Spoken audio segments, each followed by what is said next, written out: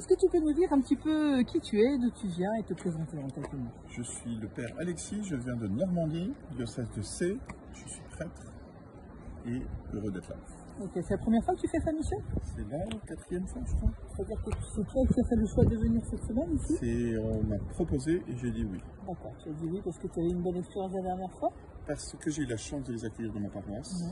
Et depuis, j'ai eu la chance d'y retourner à plusieurs reprises. Et comme j'adore la mission, c'est l'occasion d'en faire. Est-ce que toi tu as vu les fruits depuis le dernier passage de ta mission? Bien sûr. Tu peux nous donner un petit exemple par exemple? Eh bien, ça peut être des rencontres très concrètes qui ont marqué les gens. Et puis je crois que le fruit, c'est un peu le principe du temps fort. C'est-à-dire une semaine de mission, ça marque les gens qui sont visités, ça marque la paroisse qui reçoit, ça marque les gens qui font la mission. Mais sur le principe d'un temps fort, c'est-à-dire que c'est génial, c'est dur, c'est une belle expérience. Après, il s'agit de mettre ça dans le quotidien d'une paroisse.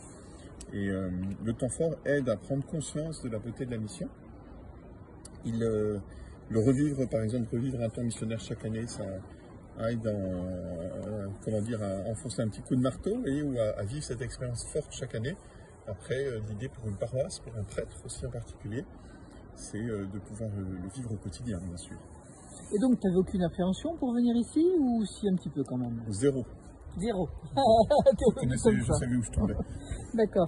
Et donc, comment toi, tu as vécu cette mission particulière dans un endroit que tu ne connaissais pas, avec des gens que tu ne connaissais pas, je trouve qu'elle est vraiment positive en raison de la bonne préparation par la paroisse. Voilà, ça c'est une première chose, un ingrédient important. Deuxièmement, c'est qu'il y a un bon mélange aussi entre les familles qui l'avaient déjà vécu et d'autres qui le découvrent. Voilà. Après, je la vis plus particulièrement toujours avec la conviction que ça reste, j'allais presque dire, une semaine, un temps fort, mais aussi une semaine d'initiation. Voilà, c'est un peu comme si on faisait du ski pour la première fois. On découvre.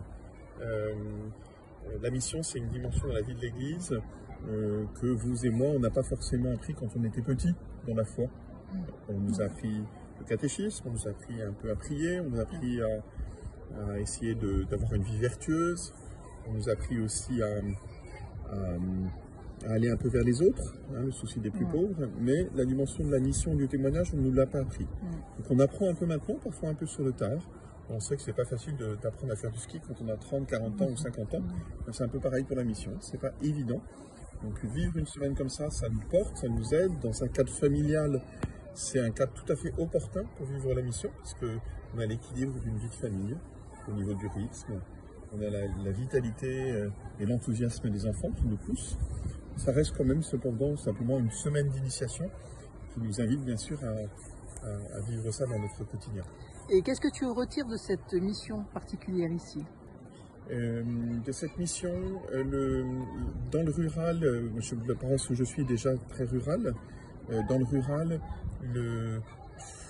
la facilité pour aller chez les gens, plus que simplement dans la rue, parce qu'il n'y a pas grand monde dans nos rues rurales, nos villages ruraux, mais plus d'aller chez les gens. Je trouve que c'est plus évident, plus facile, et ça permet de rencontrer les gens dans leur solitude, parfois aussi dans leur pauvreté. Et c'est vraiment un appel à moi, Alexis, comment dans ma vie quotidienne de prêtre, je fais attention à ces personnes-là. Et qu'est-ce que tu retiens, un point fort de cette semaine? Avec quoi tu repars? Ça, vraiment ce souci des plus pauvres et des personnes isolées. Comment, comme paroisse, comme prêtre, comme chrétien, quand dans la mission, le Seigneur nous donne de rencontrer ces personnes-là, bien sûr on va les porter dans la prière, mais comment ensuite on peut être attentif à elles pour avoir le soin de ces personnes dans leur santé, autant spirituelle que dans leur santé aussi psychologique ou relationnelle. Ok, merci. Avec joie.